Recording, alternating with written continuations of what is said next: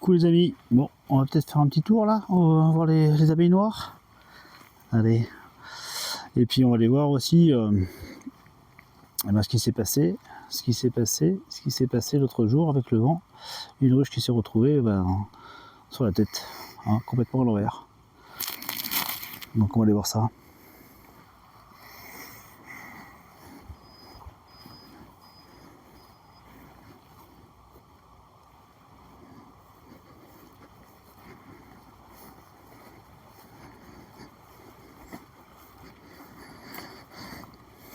Et là d'ailleurs, ce qui me paraît étrange, c'est que la ruche a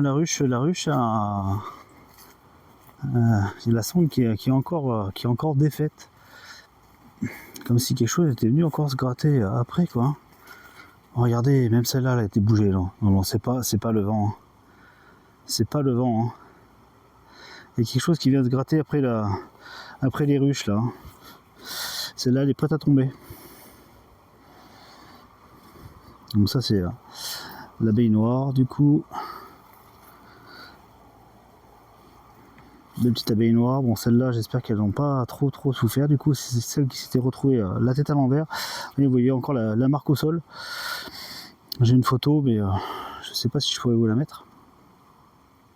Donc là non ça va pas du tout ça, regardez encore. Le bois était complètement poussé encore là. Et pour le coup on voit du poil blanc. Hein. Ouais, on voit du poil blanc. Ah oui, on voit du poil blanc. Hein. Donc ça serait bien les brebis qui seraient venus se gratter après. Hein. Je pensais pas, je pensais que c'était le vent, je pensais que ça serait peut-être un sanglier. A priori, je pense que c'est plutôt les brebis qui sont venues se frotter après, qui avaient besoin de se frotter. Est-ce que c'était dû à cette fièvre catarrhale qu'elles ont subie? Ce serait pas impossible. Hein. Bon, on va essayer de remettre tout ça en place. On va attaquer par celle-là déjà.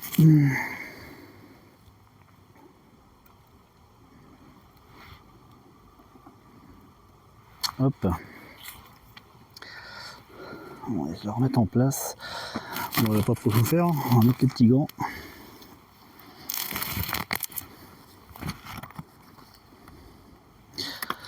Ouais, non mais si, hein, c'est bien les brebis hein, qui... Bon après, les amis, vous êtes pour rien. Hein. Si les brebis avaient besoin de se gratter, elles ont trouvé les ruches et le support pour se gratter quoi. Alors, malheureusement, ça a fait chuter celle tout à droite là. Espérant qu'il n'y ait pas eu trop de casse. Bizarrement, elle est tombée vraiment à l'envers, avec le toit toujours en place. Le toit en place, le couvre-cadre. Donc, je sais pas. On va voir ce que ça donne. Ça me permet de sous-peser un peu. Il y avait une cale, celle-là. Elle a dû disparaître. Et, vous savez hein, qu'il n'est pas bon de laisser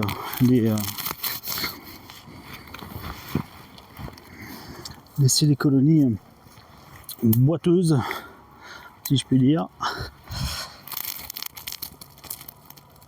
ou une branche qui taperait en permanence dessus. C'est pareil, c'est vraiment pas bon. Alors là, il y a un frelon asiatique aussi là qui traîne. Alors, je vais sous-peser celle-là.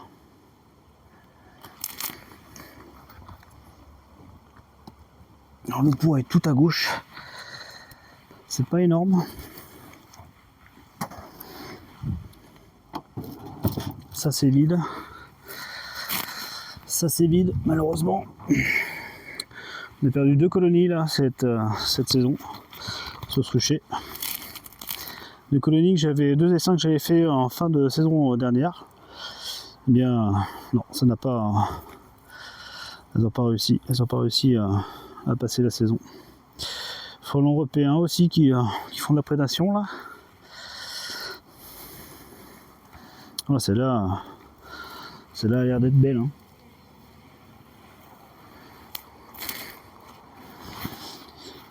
Donc des colonies qu'on pourra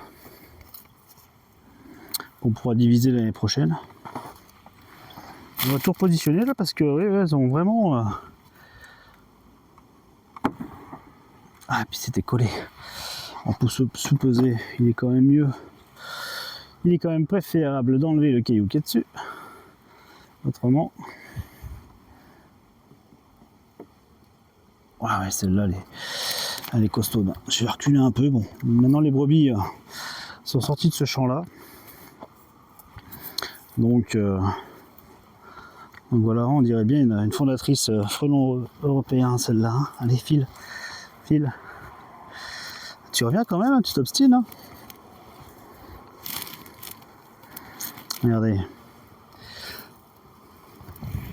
Laisse mon abeille tranquille, toi.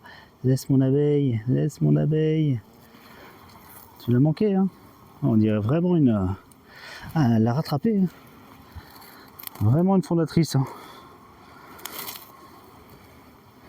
Elles sont vraiment en défense. Hein. Elles font vraiment du poids. Elles sont vraiment belles. Ah, excusez-moi, là. Le téléphone s'est orienté tout seul.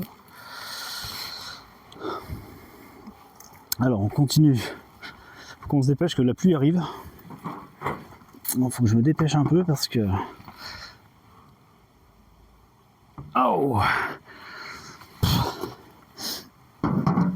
Ça passe de nourriture, hein, tout ça.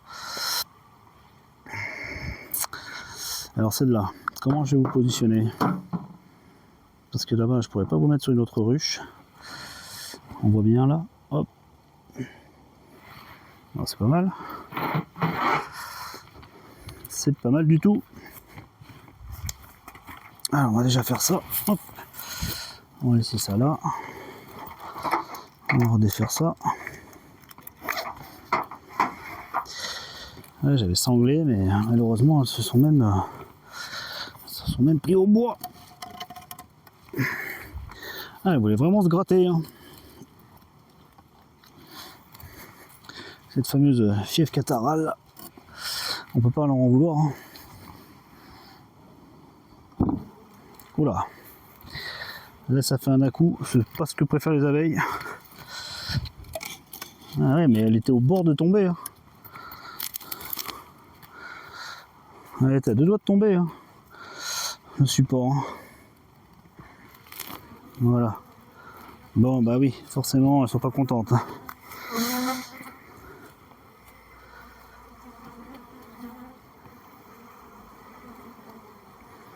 Ouais, elles sont pas super contentes. Hein.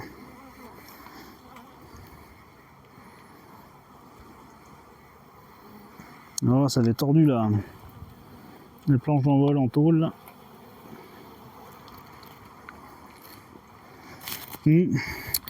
C'est le petit enfumoir électronique, je suis pas sûr que ce soit l'idéal. J'ai l'enfumoir traditionnel dans la voiture.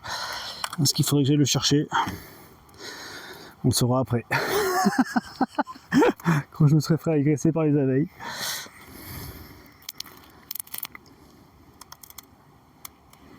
Frelon européen encore. Tout à l'heure j'ai vu passer un asiatique.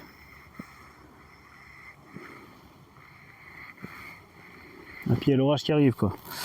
Donc elles doivent le sentir aussi. Oh, par chance il n'y a pas beaucoup de cadres qui ont bougé. Hein. Franchement. Alors on va le savoir dans un moment, hein, rapidement, hein, si elles se mettent à ventiler, à être bruyantes, on va vite le savoir. Hein. La reine n'est pas en dessous.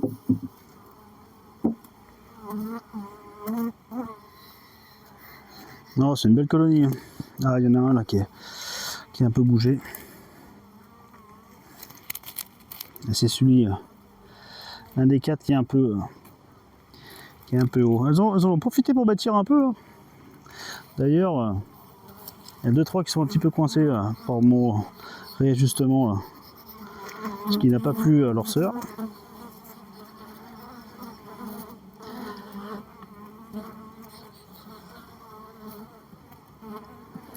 Mais ça va, ça reste raisonnable. Alors c'est pas les plus douces que j'ai de mes abeilles noires.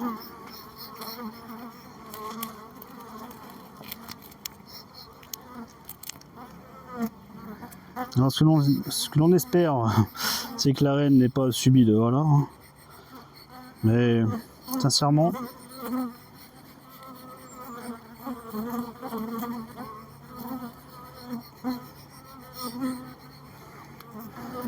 j'en fume un petit peu, hein, mais je les sens un petit peu speed. Ça a quand même dû les secouer pas mal, donc je vais quand même en profiter pour déplacer les lanières d'apivard.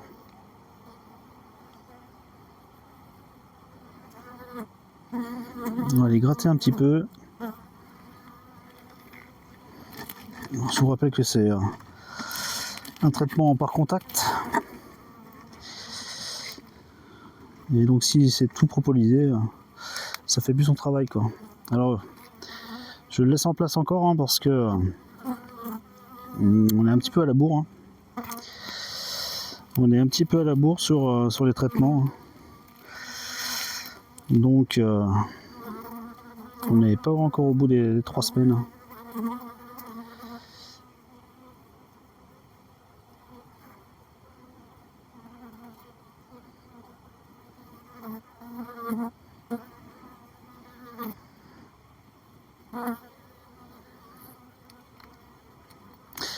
Nous ne sommes pas encore au bout des 3 semaines de traitement.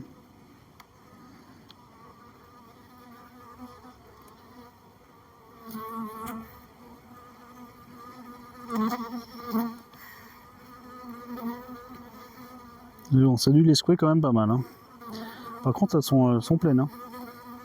Il y en a 1, 2, 3, 4, 5, 6, 7, 8, 9, 10. Ce sont des ruches 12 cadres ici. Et pour le coup, là, elles sont sur 10 cadres. J'ai pas pu les réduire davantage. Mais c'est parce qu'elles sont pleines d'abeilles hein, aussi. Hein.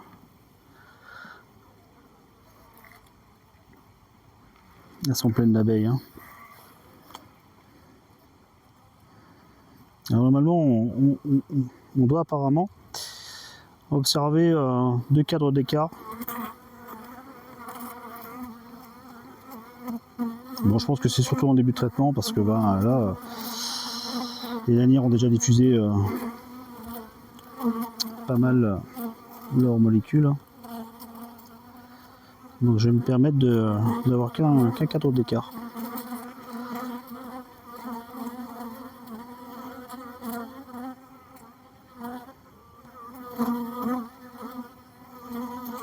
Ouais, je vais même le mettre plus devant encore.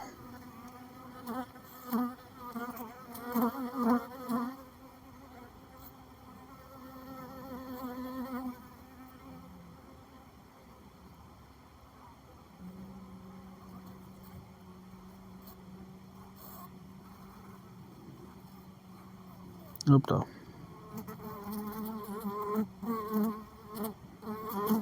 Qui t'a décalé un tout petit peu celui-là.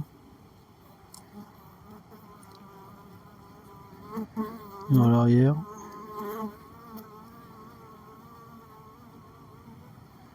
Allez, ça force un peu, je vais pas insister. Ouais, magnifique colonie. Hein.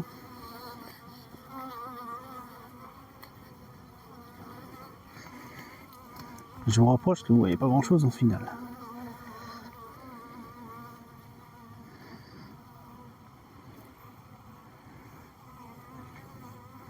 Une belle grappe d'abeilles. Hein.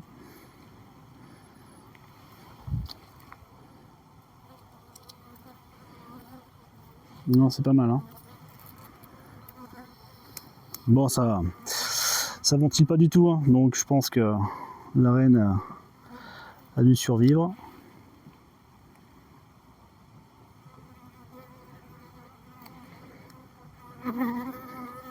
Maintenant, j'ai pas envie de tirer de cadre parce que je les sens vraiment agacés. Et puis, l'orage arrive.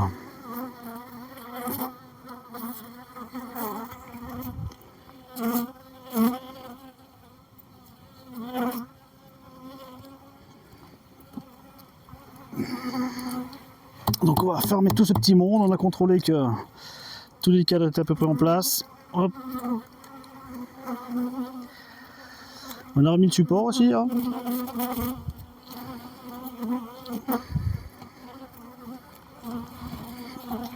Ouais, ça va être une colonie à diviser dès le printemps. Là, je pense qu'on peut faire même 3 colonies de celle-là. Sincèrement, elle est vraiment jolie. J'ai même pas sous-pesé, mais ouais, non, mais elle est insoulevable.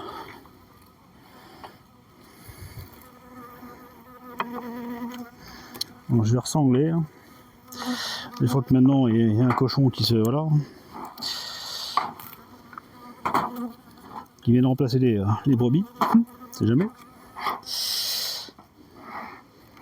Est-ce que ma sangle a sauvé le fait qu'elle tombe par terre? Je ne sais pas.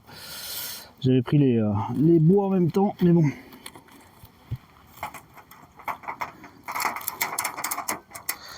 Je suis pas certain que, vu que c'est les bois sur le côté là-bas qui ont été poussés, pas certain qu'il y ait eu un effet bien bénéfique parce que la sangle était défaite quand je suis arrivé. Mais ouais, pas mal de. Ah, ça c'est un asiatique. Pas mal de frelons hein, européens hein, qui font de la prédation devant nos ruches là. Ah, mais celui-là, mais c'est quoi celui-là? Alors, mon Dieu, les Européens qui nous tournent autour, mais c'est des fécondatrices, c'est pas possible. Elles font un bruit. Il doit y avoir un nid certainement pas très loin. Allez, je vous remonte un petit peu les colonies.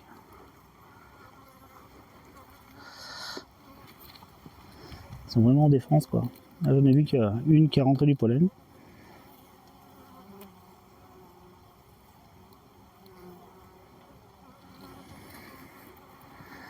Je leur fais une petite sortie de secours, vous voyez, comme ça là.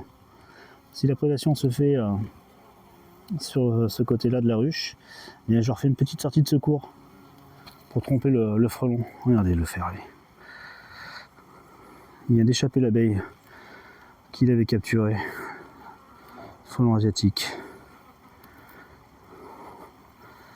On a vraiment des frelons partout, hein. Faut vraiment sensibiliser tout le monde à cela. Hein. Parce que franchement, on a vraiment du frelon asiatique partout quoi. Regardez-le, regardez-le. Alors ils sont principalement sur le lierre.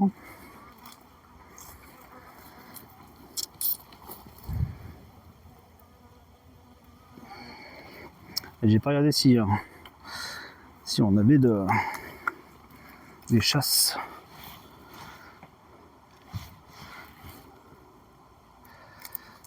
Des chasses sur le lierre. Il y a une grosse mouche. Ah là par contre oui, vraiment tout l'arbre est envahi par le lierre. Impressionnant. Mais je le vois pas. Il est encore pas explosé. Hein. Il y a un frelon européen là-haut. Il n'a encore pas explosé. Hein. Il est joli, du joli hou.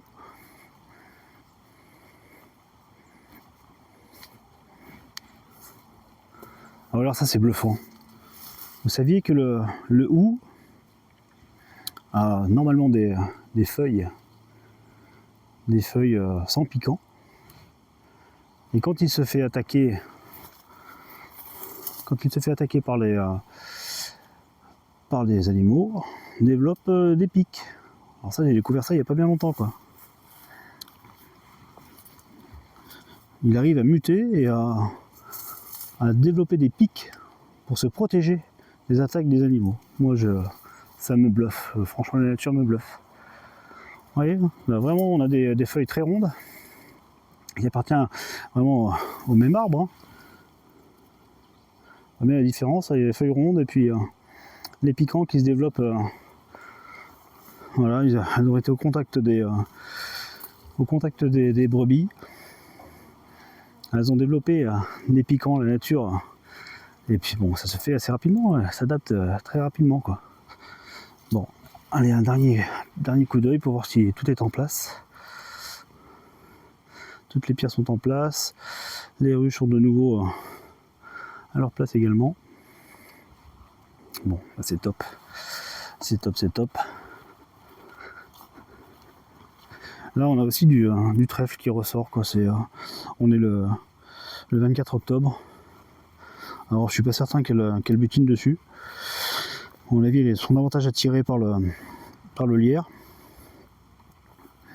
Mais on a un champ très prometteur de trèfle blanc pour l'année prochaine, en tout cas. Parce que celui-là ne va pas être retourné ni cultivé. Donc, ah oui, on a pas mal de trèfle. Pas mal de trèfle blanc. Une bonne source mellifère, nectarifère pour nos abeilles. C'est cool. Ah oui, non, mais quand on voit déjà que ça fleurit à cette époque, sincèrement, dans celui-là, hier, ils sont énormément, mais ah oui, celui-là, voilà. Celui-là a explosé. Mais il en reste énormément à venir encore. Ah oui, celui-là aussi, ouais.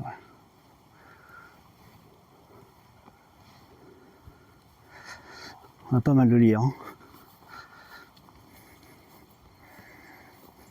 Ça sent fort. Ça sent bon.